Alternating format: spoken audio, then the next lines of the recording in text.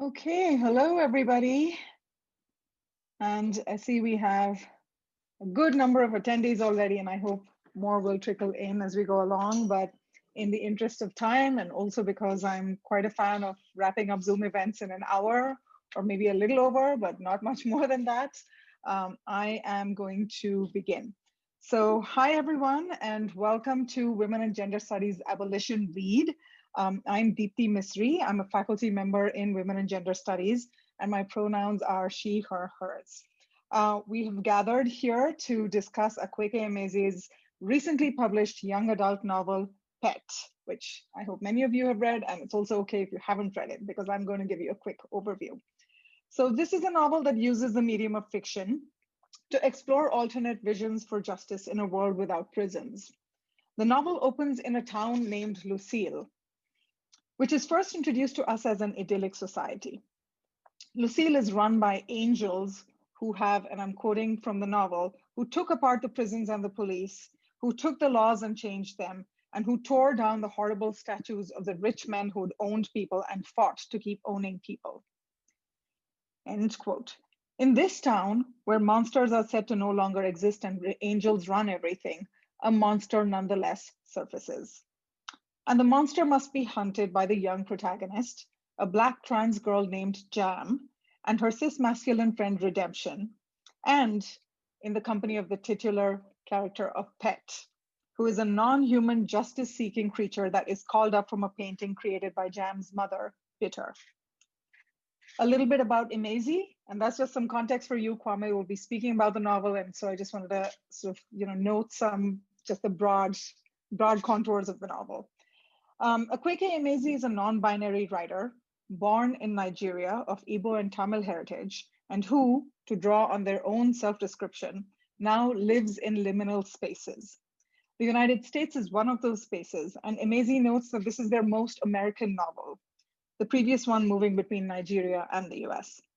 The first couple of pages vibrate with references to US politics and history, which resonate, of course, with global politics and history.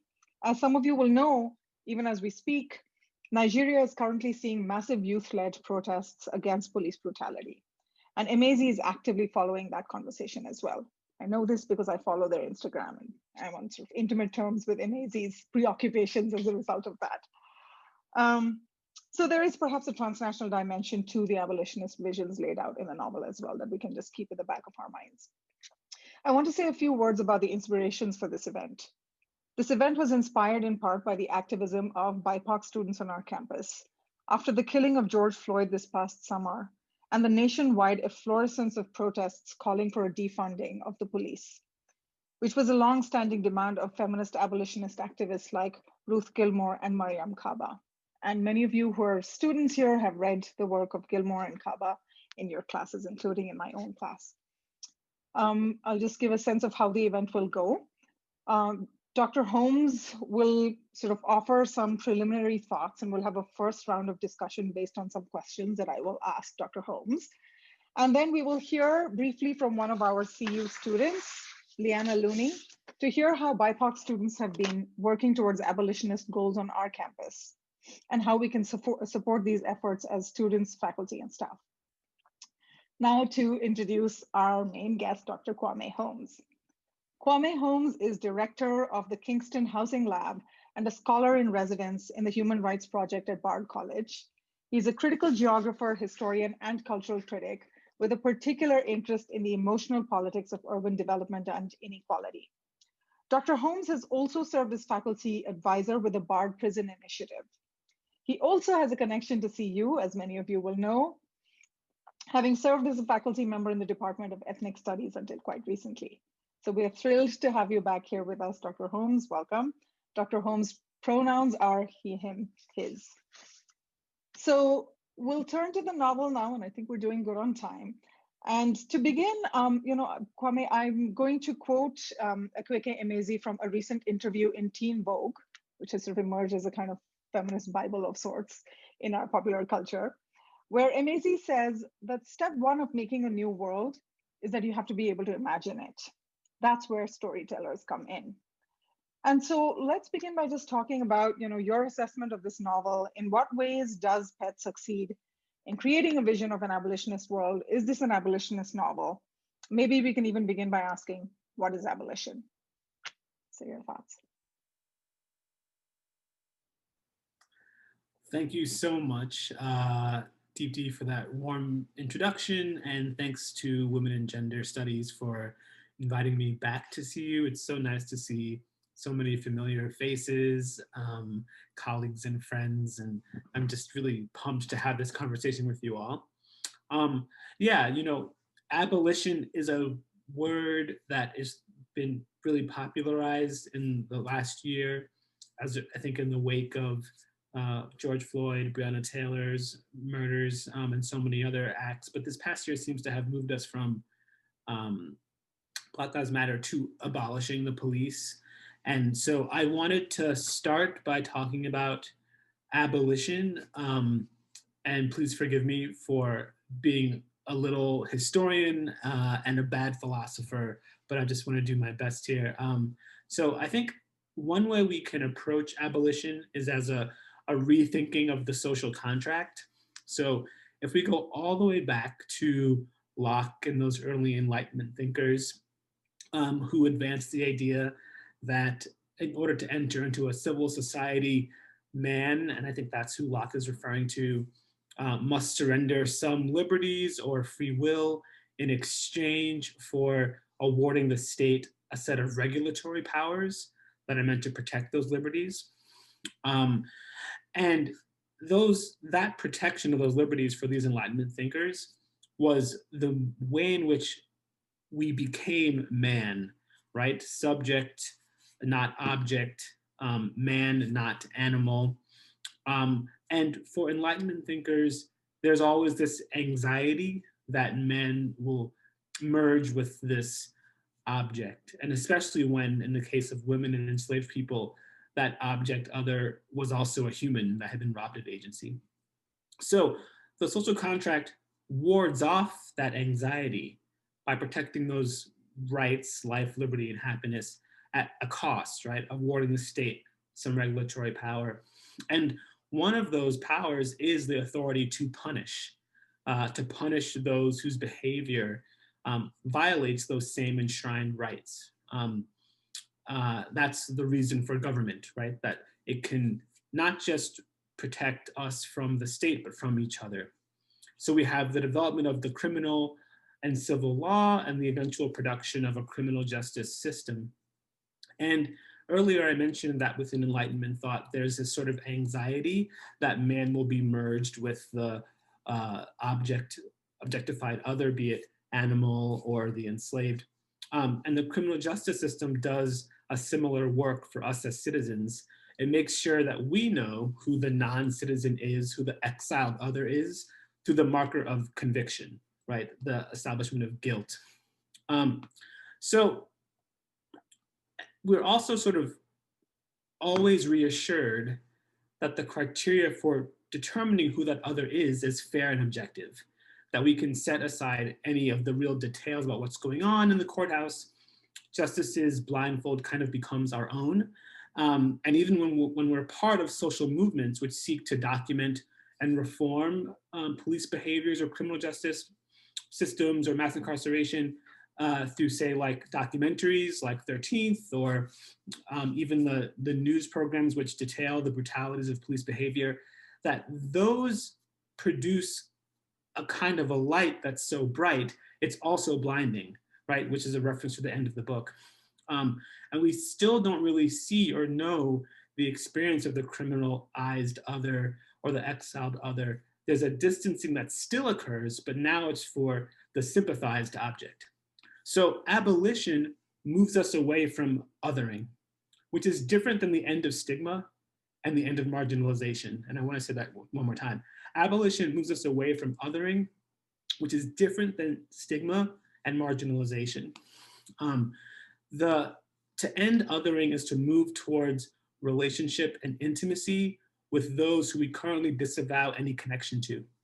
And our criminal justice system, our Judeo-Christian culture, our legacy of racialization, the enslavement of Black people, the dispossession of Native Americans, our investment in a gender and sexual binary, all these contribute to a society which finds order and separation and compartmentalization.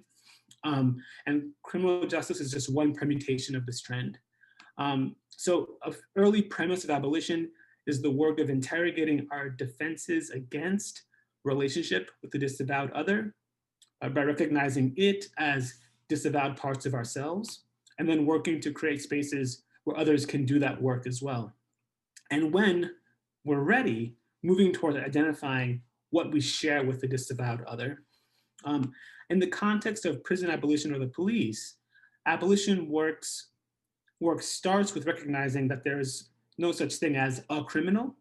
There are harmful acts, and recognizing that we also must recognize that experiencing harm is enough. Our experience of harm is enough. We are enough. We don't need a category called the criminal or the innocent or the guilty for our experience of harm to be enough to spur some sort of response from the community. The community, in turn, must be focused on what will reduce harm. And that means that solutions to harm cannot also be harming.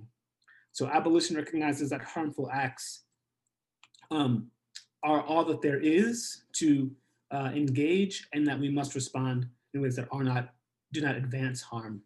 So you're already probably taking note if you've read the novel, and I think I assumed that people had read the novel. I hope you have. For the way the novel advances some abolitionist principles, but also reinvests in a punitive or distancing or othering approach to the problem of child sexual abuse. So one of the ways in which this happens is that Lucille sort of pretends to be a post-prison society in the same way that our current society pretends to be post-inhumane and post-enslavement. But in reality, the prison still exists in Lucille. It's simply called the Rehabilitation Center. And the exiled other is still sent away. In fact, so totally that his absence is itself mythologized. There are no more monsters in Lucille. And I wonder, earlier we had a little slide up that had a quote from the opening of the novel. Can we put that on the screen for everyone to see?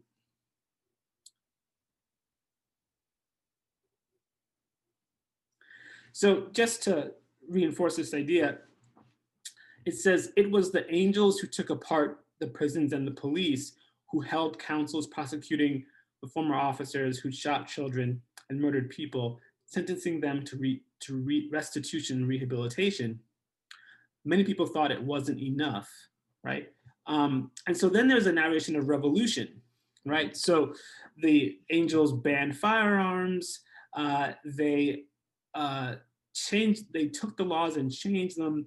They tore down the statues of rich men who'd owned people and fought to keep owning people. So here we see an attempt to get at the kind of root causes of brutalization as manifested in the police, right? And that feels like abolition of a certain sense, right? Because abolition is asking, okay, if the police, if shooting an unarmed Black man is like the tip of the iceberg, underneath that there's a culture of systemic anti-Blackness that has to be engaged, and that abolishing the police, to do that, we would have to uproot and see and then replace that root system, right? Or the bottom of the iceberg or some other submergible metaphor.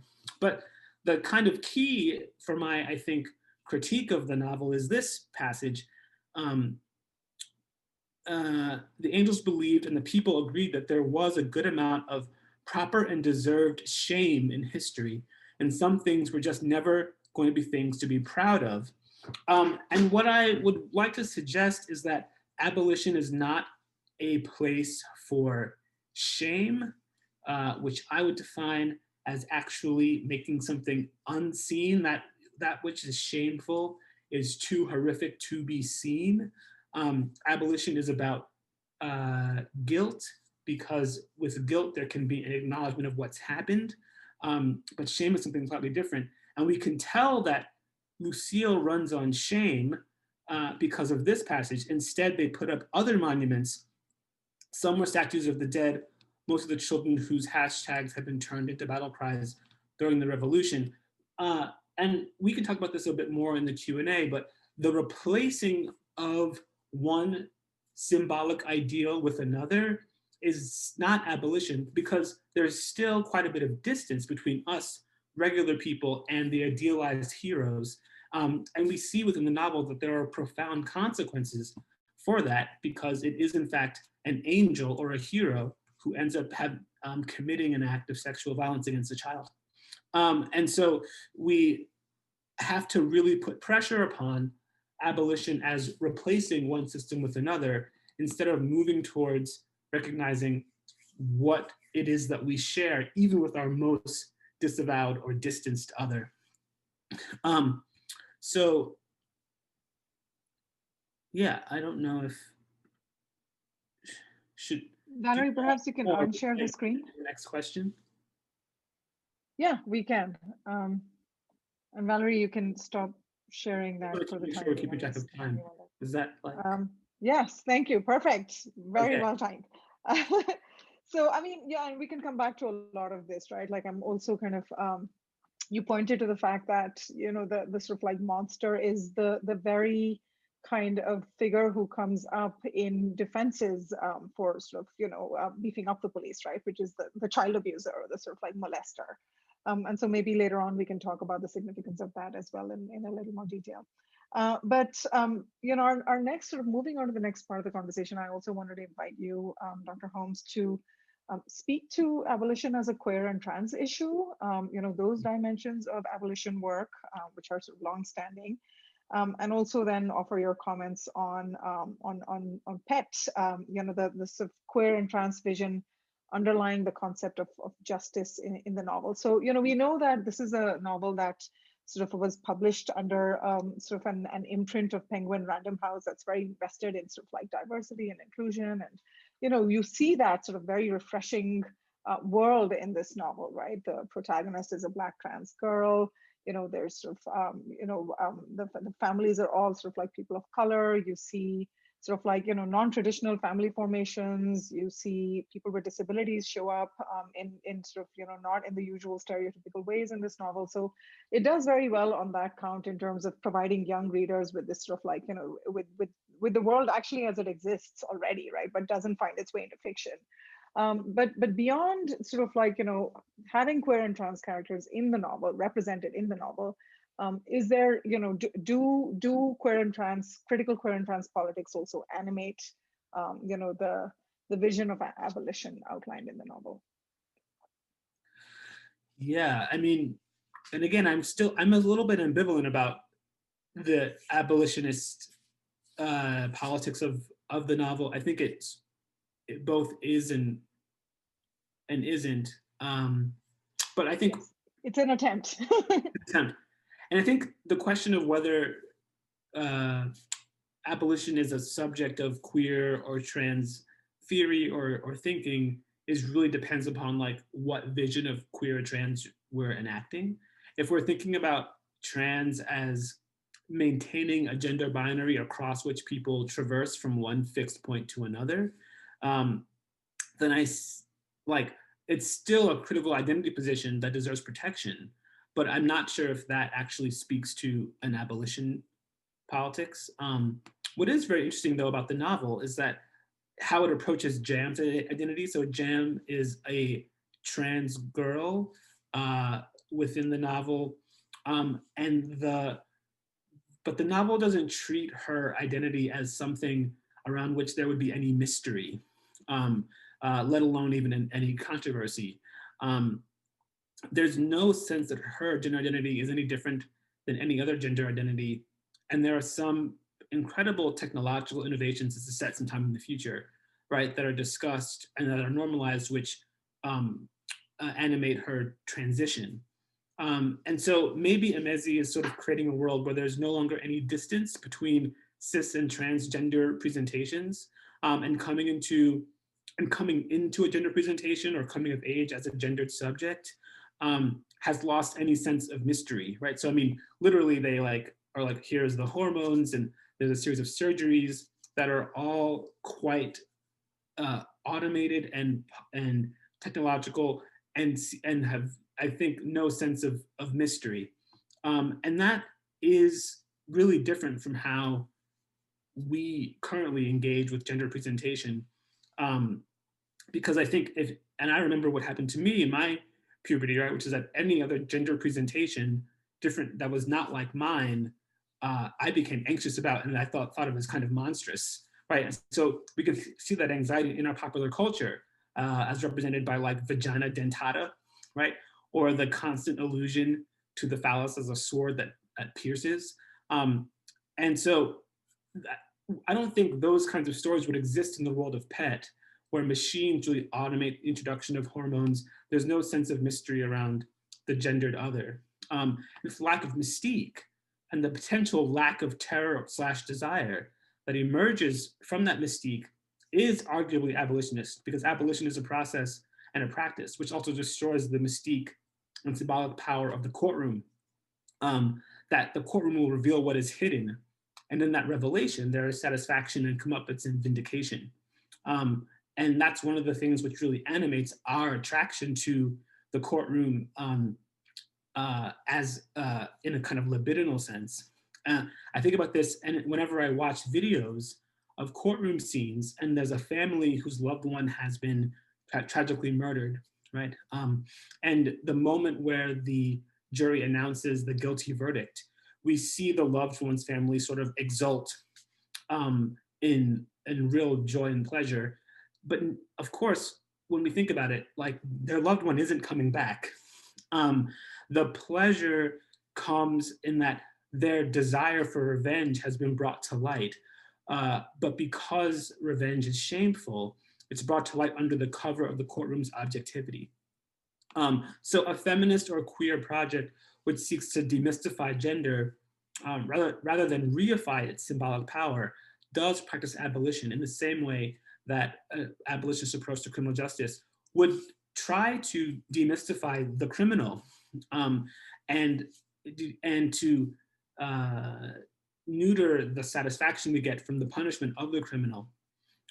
However, a trans politic that seeks to engage the criminal justice system to protect trans people, that would not be abolitionist, nor is carceral feminism, which seeks to have punitive approaches to sexual assault, because abolition, again, recognizes that the system does harm, and so it cannot be the solution to harm.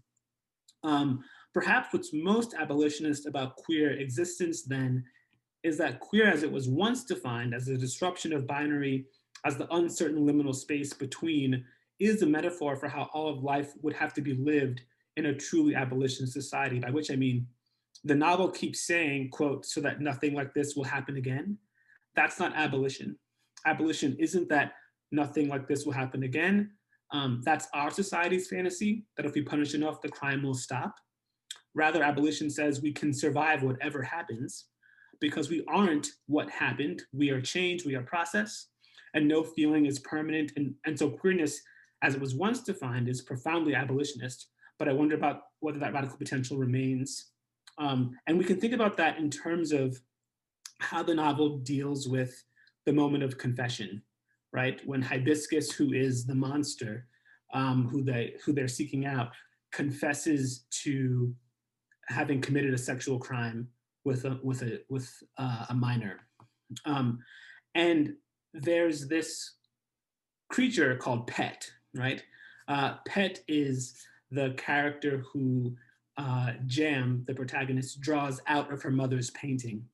Um, and we're meant to think that Pet is a representative of the old order, or of the revolution, right, which brought about the end of the prisons, the end of the police, and also the end of all monsters. And we're not really sure who the monsters are throughout the novel, but there's a constant allusion to the idea that the monsters are abusers of children or those who've committed sexual assault. Um, and Pet's job is to find the monster. And when they discover who the monster is, in the form of Amezi's friend's uncle, and the uncle's name is Hibiscus, and he's not only engaging in sexual assault of a minor, but he's engaging in sexual assault of his nephew.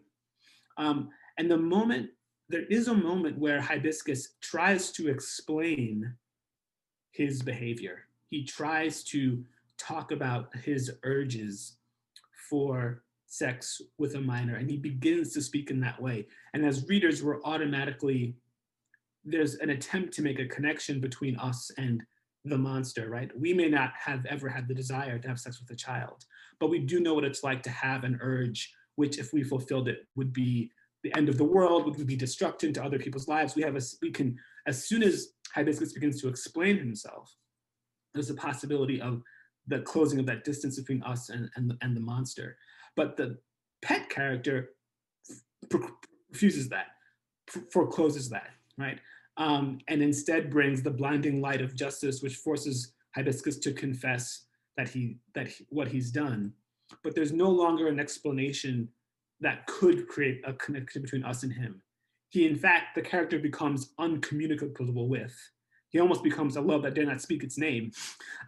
Like he becomes uncommunicable with when the light of justice blinds him. So that's what the novel like gestures towards abolition in these really interesting ways, but ends up with a punitive response to this most unspeakable crime. Mhm. Thank you so much, Dr. Holmes, and I'm really appreciating your timing on these things as well. I was also wondering, since I think we're doing pretty good on time, if you wanted to speak a little bit to the way in which I think Amazi also kind of deconstructs the binary between monsters and angels in the novel, right? And I wonder if that also kind of connects to the queer and trans core, right? I mean, we know that queer and trans populations, especially sort of like non-gender conforming populations, often sort of end up in sort of increased contact with law enforcement, because of the role that stereotyping plays in their criminalization, especially queer and trans populations of color. Are disproportionately vulnerable to sort of being in contact, in violent contact, right, with experiencing the violence of law enforcement. And so it seems like part of the preoccupation or part of what Amazi is trying to do in this novel is also, like that's a very basic message of like, don't judge a book by its cover in a sense, right? Or what you see isn't necessarily what it is. And so there's all of this interesting stuff that Amazi is also doing with sort of like, visual cues and what they signify and, getting us to interrogate that in various ways. And I wonder if you had any additional comments on that or not.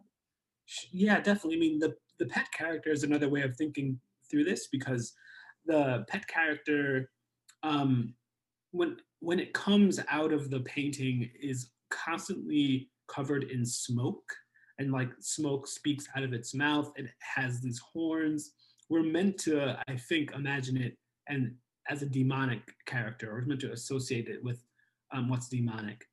And but also there's lots of hints throughout the novel that even though the creature has a frightening appearance, that it's actually an angel. Um, and but I think part of what is interesting is that there's a symmetry, or there's a mirroring in how both Pet in its demonic form, and then it does appear in its angelic form later, but both are obscuring presentations of nuance, right? So when Pet is in its demonic form, the smoke represents and is the fire, the heat of its fury, its desire for justice, and its desire to punish the evildoer. But within that smoke, there's actually no ability to understand, again, a kind of nuance about what could have motivated someone to commit the crime. Um, and then when Pet becomes its angelic form, it actually tells Jam to turn away because the light of its truth is so blinding as to be destructive. And so once again, there's the destruction of nuance. So even though they're presented as some sort of opposite, I think that the Pet is actually the same in both of its forms, and so there isn't a distinction between sort of demon and angel, but the novel suggests that it is their imagined opposition, which is actually the thing that has to be undone. Mm-hmm. Um, and that, and I would agree with that, right? So that's why I was talking about that the work of abolition is about working to find within the exiled other. And this is not like, I'm not invoking cancel culture. I don't think cancel culture exists, but like the trying to suggest that what we all do is some kind of alienation from parts of ourselves when we imagine that we don't share things with our enemies. And that abolition actually encourages us to think about how we do, but only as the first step towards imagining a different approach to harm. Because the moment that we can see that we share something with the exiled other, then it opens up a space for us to imagine a different, like, oh, that person had a reason for doing something. There might be a solution to the harm that they felt, which drove them to that act, that doesn't involve punishing them or making a spectacle of their punishment in order to assure us that we aren't like them. And so PET does that work. There was something else about. Well, maybe we can, this guy actually segues nicely into our next question. So maybe you can develop your thoughts in response to that. So, the next question is just, how do we practice abolition, right? This is something that, when we were speaking earlier, like we thought we should definitely sort of speak to this. And whether, I'm hearing you already say that PET, does it suggest directions for an abolitionist practice? I'm hearing you say, in some ways, yes, in many ways, no.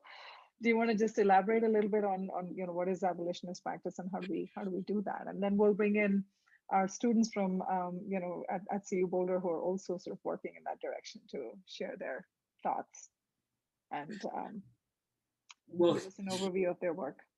Here I'm going to I do feel some authority in talking about these things in an academic sense, but here I'm just going to cite the feminist, women of color feminists and Black feminist organizers whose webinars and workshops I've dove into over the summer, and in preparation for teaching a class on abolition this fall.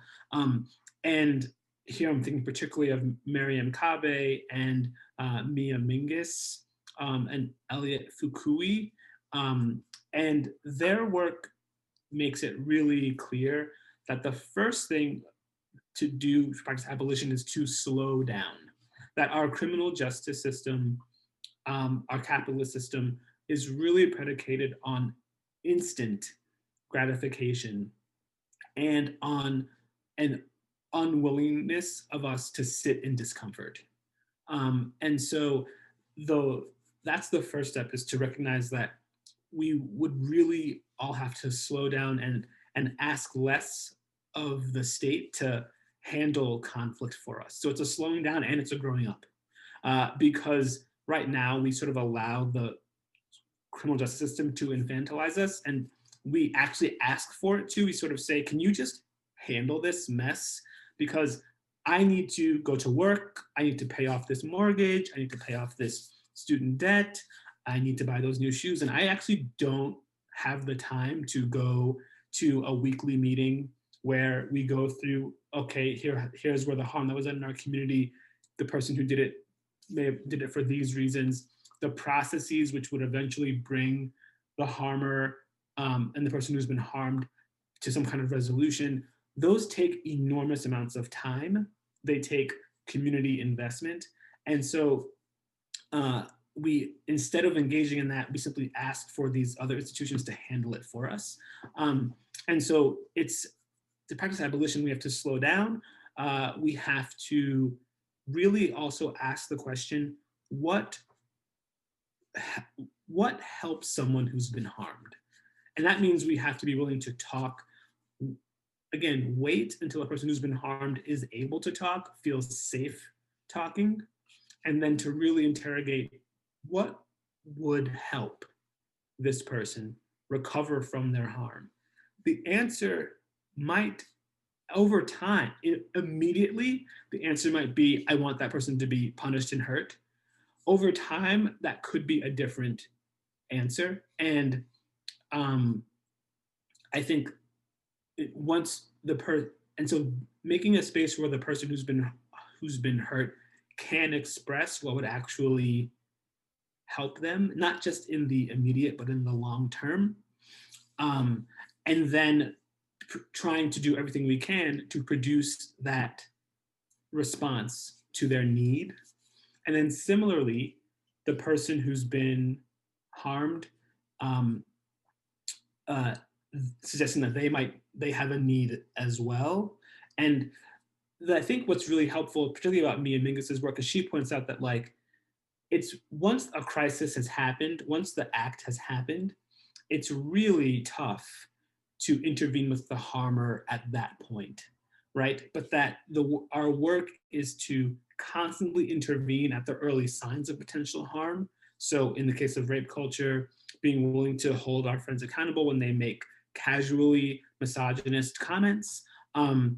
Similarly with anti-Blackness, being willing to hold and then people accountable in process when they make harmful comments at that earlier stage, because we recognize that violence doesn't actually, it's not spontaneous, it's on a continuum of harm. And if we're willing to, again, take the time to intervene at those earlier moments, we have fewer crises to handle. So we have more time to deal with harm, right? And because we neglect those early stages of intervention, there are so many crises that we're just like, please, state, deal with it for us. Okay, we can't deal with it. Thank you, justice system. So, yeah. Thank you so much. And there's so much more to talk about, but I want to make sure that we have enough time for the Q&A as well. So I'm going to move on now to introduce two of our amazing students who have been involved in campus activism around these issues, Liana Looney and Ruth Walder-Michael. And I think you know both of them, Kwame, and they're going to come on shortly, and I'm going to hand it over to them. So Liana, I think you can unmute yourself and jump in. And after that. Yeah, thank you. It's great to be here with Dr. Holmes today. It's funny, Dr. Holmes actually taught Africana Studies a couple of years back. Ruth was in that class, and we actually used Octavia Butler's Dawn to discuss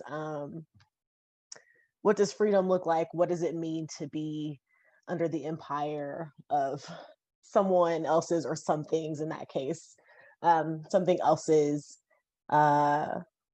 rule or power. So yeah, Ruth and I are here today to speak on behalf of the Divest to Invest Collective, which is a collective of students, faculty, and staff at CU Boulder who are working to abolish CUPD. But we have, over the course of this summer and this fall, decided to just ask for divestment or reallocation of funds from CUPD for BIPOC students, faculty, and staff on campus. So we have several lists and statements of demands and things that that we would like to see monies or funds go to on campus, but we're really pushing for a collective or collaborative front where several different groups on campus, several different organizers on campus are heard. We sit down together and push to really get our efforts to the forefront. So Ruth, do you want to talk a little bit about some of the things that we're pushing for? Yeah, thank you, Liana, and hello, Dr. Holmes. Hello, everybody. Thanks for having us. So yeah, I guess just to add on to what Liana beautifully started for us, it's first important to really like acknowledge the work of the different groups of students that were working as like separate groups before we all came as a collective. So including the Radical BIPOC Women and Femmes Collective, the Black Student Alliance, Building Leadership Amongst Communities of Color, the Black Program, CU Abolition, United Campus Workers of Colorado, specifically the Anti-Racism Committee, and Diversify CU Now. So with everything happening this summer, looking at each of our demand letters, we realized that we actually had a lot more in common, so decided to come together as the Divest to Invest Collective and really focus on really analyzing what the CUPD budget looks like, what it goes towards, and then also by taking our community work into account. And we know the stories, right? We know the harms of policing in general, but specifically campus policing at CU Boulder. And so we have, thank you, Valerie. So we first have the CU Anti-Racist Creed and Anti-Racist Classroom Language, which was originally created by the Radical BIPOC Women and Femmes Collective. Leanna, did you want to go more into that? We maybe not here, but I'll post the links to all of these documents and demand lists as well in the chat. But yeah, Radical BIPOC Women, X, and Femmes have created a CU anti-racism creed to sort of poke fun at this Colorado creed that everyone's supposed to love and adore. And then we also have classroom language to help out our professors who might be struggling with leading conversations on race and racism, or our professors who are not protecting our non-white students. Yeah, do you want to move on to some of the other documents that we? Yeah, thank you. So we also have a divestment plan for campus policing. So some of the initiatives that we would want to use the divested funds include mental health professionals and programming similar to the STAR program that we have in Denver, and CAHOOTS, crisis assistance helping out on the streets. Yeah, we also have anti-racism training. Trying to go through these briefly. Greater funding for BIPOC-centered programming initiatives, and yeah, that includes housing specifically for BIPOC people. We currently have like the multicultural halls, but we have lots of stories of that being ineffective. Aside from that, we also have a BIPOC community statement centered around COVID. So there were demands to move all courses and unnecessary campus activities onto completely online and remote platforms. Also for PPE and Wi-Fi and all the things that folks need in order to truly create a safe campus so that folks are not unnecessarily putting themselves in danger. And then the last document was written by myself along one of my comrades, Olivia Gardner, now alumni of CU Boulder, which really touched on what was already mentioned of ideas of what divestment can look like, demilitarization on campus, what a true anti-racist campus can look like, what programming can look like centered around BIPOC identities. Yeah. Thank you so much, Liana and Ruth. This was incredibly helpful. And you know, to those who are here, who are faculty colleagues, many of us have already been using these materials in our classrooms, linking to the anti-racism creed. So please consider doing so. And the link posted by Valerie in the chat, I think will help you follow that. I think everyone can see the chat.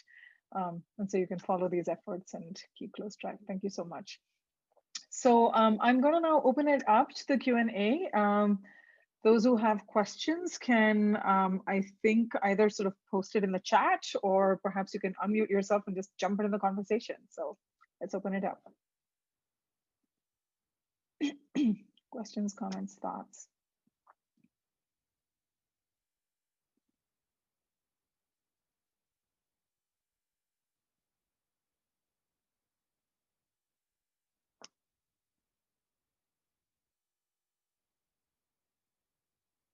I'm going to give another 30 seconds of awkward silence before posing a question myself.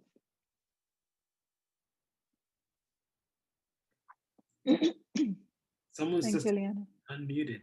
VLB. Yeah, I'm totally trolling through to see who's unmuted themselves. I think that's Valerie. Oh. At least that's what I'm guessing.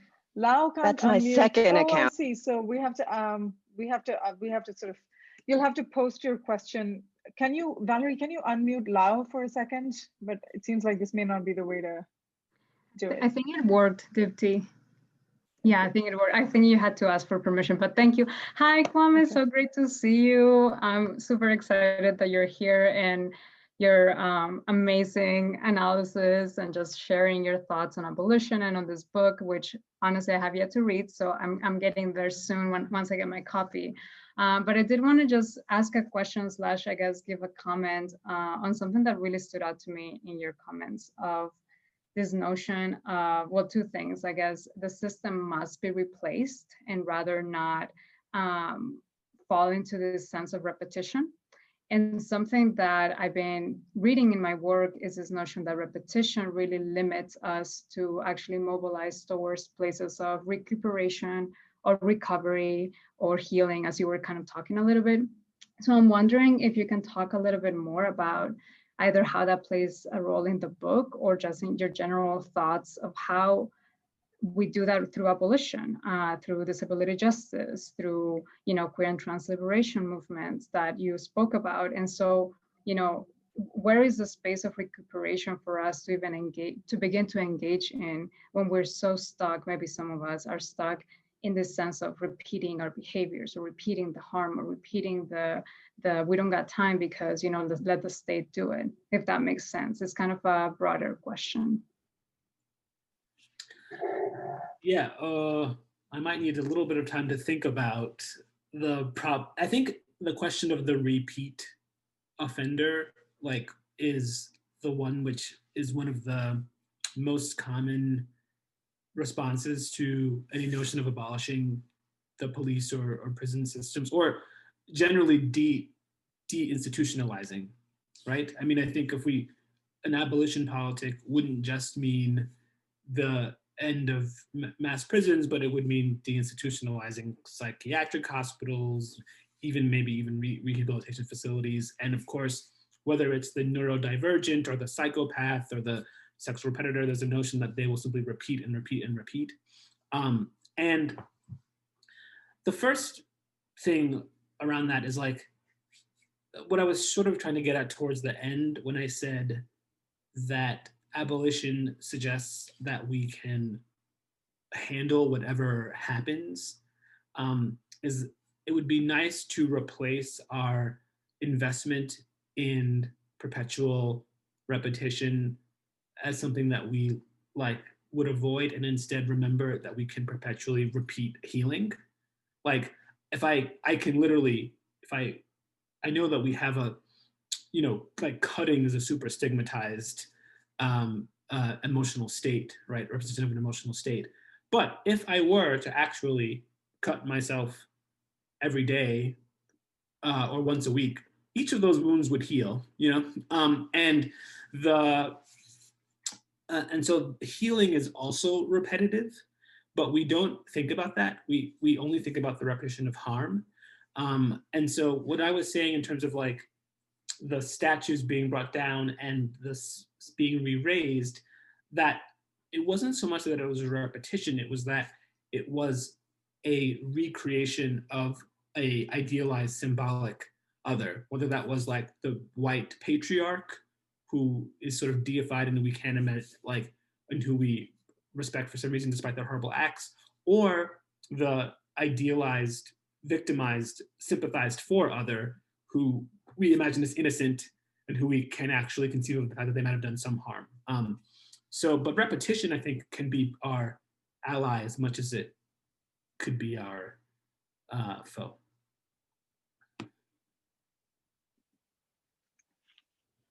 Thanks, Kwame. I think I see another hand. Valerie Nishant has their hand up. Okay, I think it's working, right? Okay, thanks, yeah, Valerie. Thanks, DP, for organizing this. And Kwame, this is such a pleasure to get to hear you talk. There's so many times I wanted to send that emoji of the brain blowing because I was so amazed at the connections that you were making. Two things really stood out to me when you were talking. The first thing about abolition as a practice of thinking about how we other in the society, and that was really powerful to hear it like that, to think about abolition, right? Because I think the conversations have been so much about abolishing institutions and structures and these larger things in our lives, right? Bigger things outside us. So it was really, really powerful to hear about you starting at that point, and then also your response to Deepti in terms of what can we do to slowing down. That was also, I think we are hearing those a lot, and a lot of abolitionists, feminists have been saying that for a long time. But just to hear you say that and connect that in relationship to the book, that was really, really powerful. And I like your reading of the book. I agree everything you said, right? Like, and so many times, Deepti and I read that book earlier this summer together, and the question I had was like, it's not Amazi's fault that this book came out at this time when it came out, right? But it's also like, why was Amazi why are they framing it like this when it's not an abolitionist book, right? Like, and so the timing didn't work out for them. But also outside of 2020, like, what is the point of this book when it's when their previous work, I think Freshwater, even though it's not abolitionist, I would read that as abolitionist and decolonial in terms of the way they think about gender, they think about mental health, right? Like they give us so many powerful tools to go beyond our normative ways of thinking. So it's just like, why does that not translate into the book, right? And then it's unfortunate that we read it now in this time when people are hungry for understanding what abolition is, right? So I just wanted to, so that was just appreciating everything you were saying. But so you said you're teaching a course on abolition and your response to slowing down things as the first step towards abolition. I am curious to know how you're teaching that class and what is the pedagogy of doing this in these structures and these institutions, which doesn't allow us to stop, right? Especially a semester system and all the neoliberal logics of what a classroom is. So what are you doing? I'm really, really curious to know. Well, I have to tell you, I'm happy to answer that question because it was been the most interesting part of the semester. I tried at first to abolish grading. I tried to eliminate any sense of like one kind of engagement produced a reward and then another kind of engagement would produce a punishment, or, you know, in the form of the F for, I think in this era of great inflation, the dreaded B minus. But the students were like, no, we want grades. We want to know who is best and who is not. And it was a real struggle, and it made me realize how difficult it is to approach the cultural change that is part of abolition. What we ended up with was, frankly, a bit of reform, so that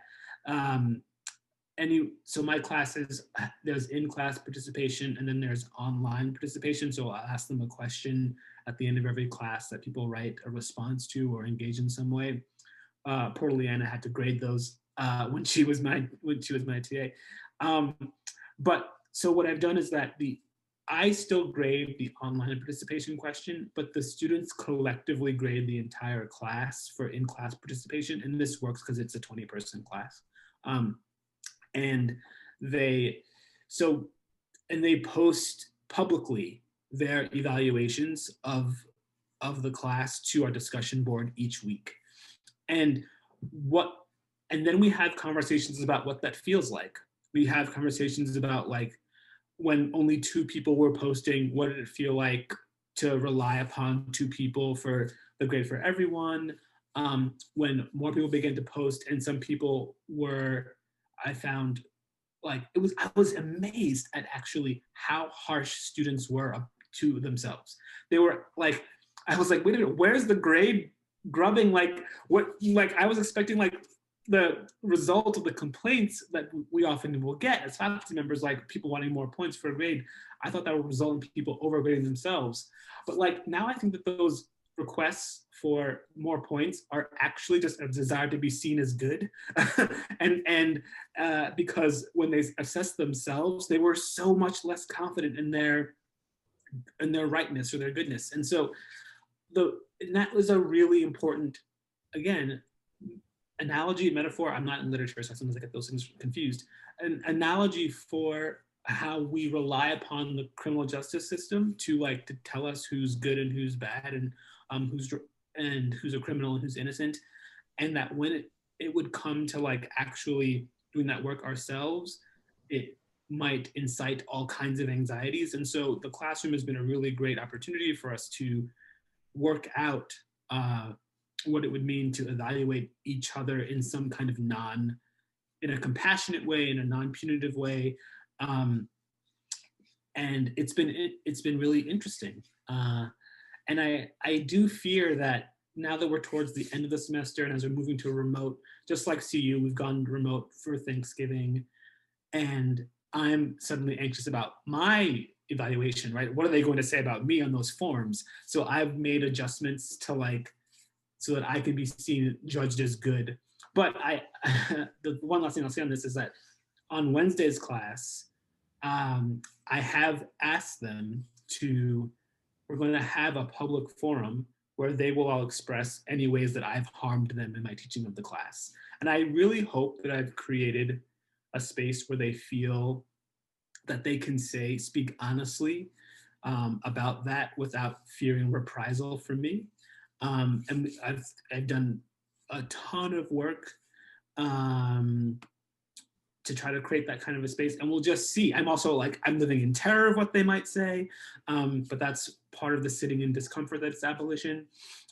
So yeah, really did try in those ways to create a classroom space that was less vertical, more horizontal, and as a result, more compassionate and connected. Thanks, Kwame.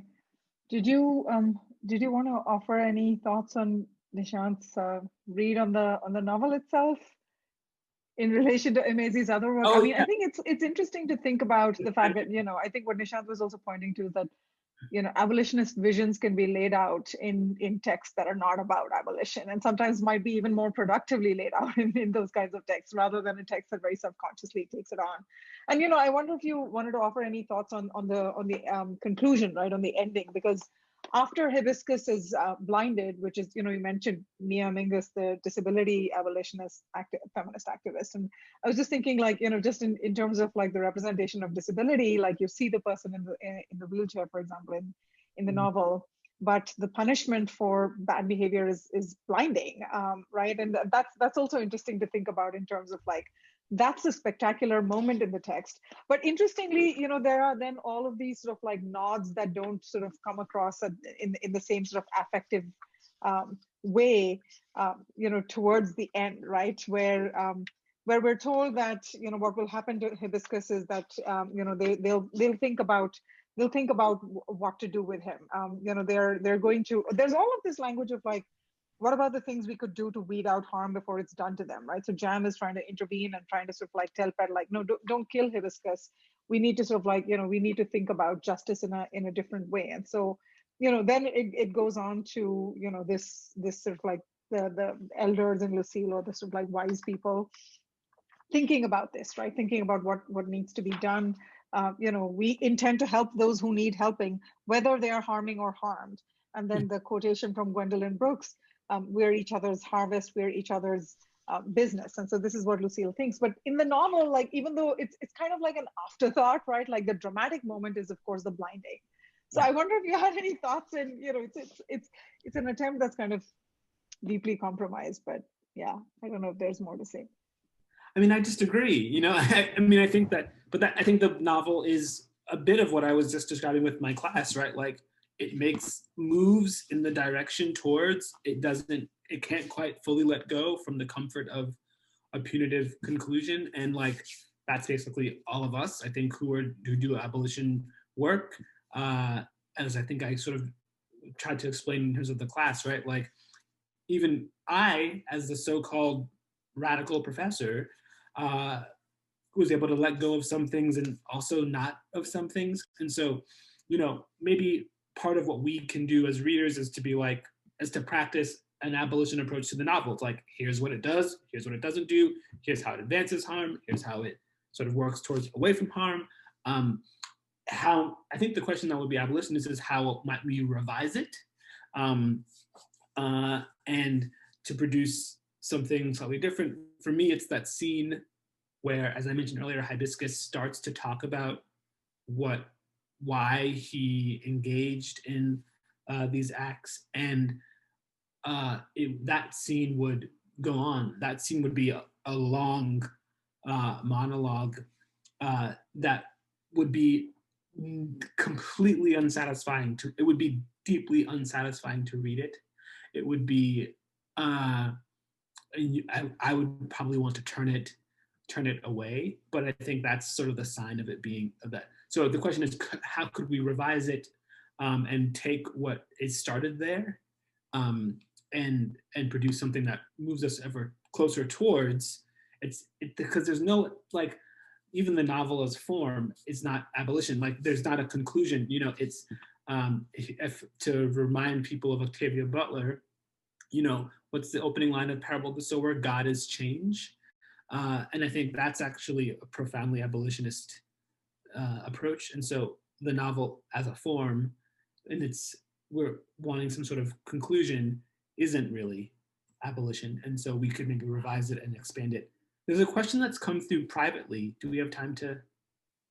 I think so, yeah, please. It's where does the present abolition movement stand on the idea of accountability, for example, of public servants or officials or citizens who are complicit in railroading people into prison with lies, obstruction, and corruption? The cases of Ronnie Long of North Carolina and the Central Park / exonerated 5 in New York City, or any other wrongfully convicted individuals come to mind. Thank you for publishing that to everyone. Where I think what I'm hearing as the underlying premise of this question, I hope I'm not reading too far into it, but what I'm hearing or reading is, what do we do about the really bad people who've done really bad things, who've done things that are repulsive, and especially to our sense of justice and rightness? What do we do for people who violated that, our sense of that, and therefore violated us? And I think the answer to that question is the same for anyone who has harmed or violated us, which is to set the boundaries that we need to feel safe. And that might mean not having any contact with that person or with those individuals. If they're in positions of political authority, it would mean working to have them removed from the capacity to harm others. It would mean engaging with the people who they've harmed and figuring out what they need to live their lives going forward, and then doing our best to provide for their needs. It would mean letting go of our fantasies of revenge and mourning them, and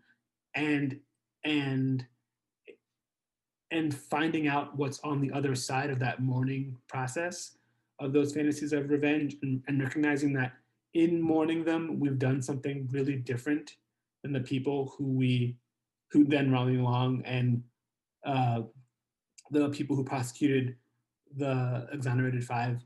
In mourning our desire for revenge, we aren't repeating the cycle of reprisal that they're engaged in. And I think the other thing is finding the deep satisfaction in helping the people who have been victimized live their lives and heal from what's happened to them. And then after that, we can maybe start to ask the questions, or we can empower those who feel compelled to engage in healing work with the Ronnie Longs to do that work, even if it's not us, right? Even if our boundary means that we can't actually empathize with Ronnie Long, that's okay.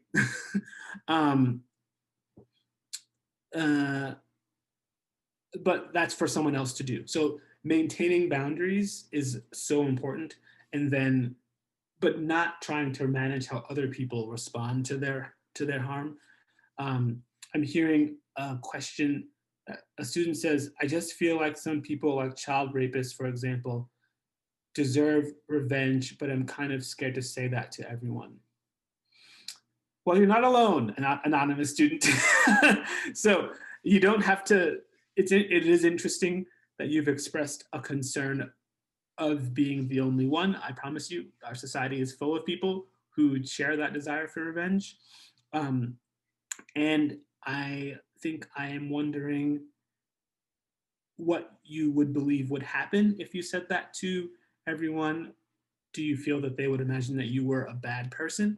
And if that is the case, then, you know, those of us who I think would engage in abolition work would be obligated to express to you that we don't believe in a notion of a bad person, so that there's space for you to express that desire, and also hopefully there'd be space for us to talk about why, what animates that desire for revenge. Are there a set of experiences that for you that animate that desire for revenge? And here again, if I were running a healing circle or even a classroom space, I would be working to make that space a place where you could talk about whatever the reason was for that. And if it wasn't safe for you, that it would be okay for you not to. But it was, I don't think any of us just feel. All of our emotions have a deep have a story behind them. And so there's something to explore there and to talk about. That's how I would pursue that conversation if you felt able to express that publicly. Thank you, Kwame. We have from Don Walton. Oh, it's not a question. It's someone Okay. nice, which makes me a little embarrassed. Are there any other? We're at 9. We're at 9:00. You said an hour, didn't you? Yes, so we are ready to wrap up if there aren't any other sort of pressing questions, and I'm not seeing any hands. I want to thank you, Dr. Holmes, for this wonderful, intellectually stimulating, deeply empathetic, and interesting conversation about this novel. And I just want to sort of reiterate what you said at the end about an abolitionist reading method.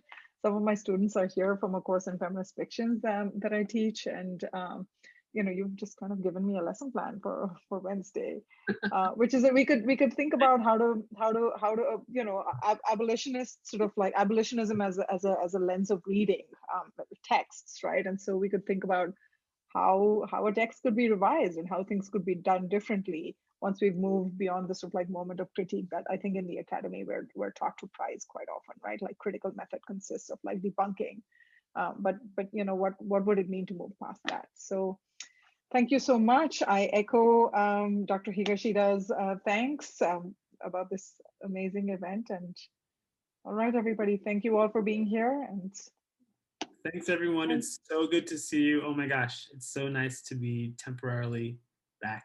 It's really lovely. Yes, it's wonderful to have you back. Take care. Take care. Thanks, everybody. And thank you again, Leanne and Ruth. Thank you. Thank you so much.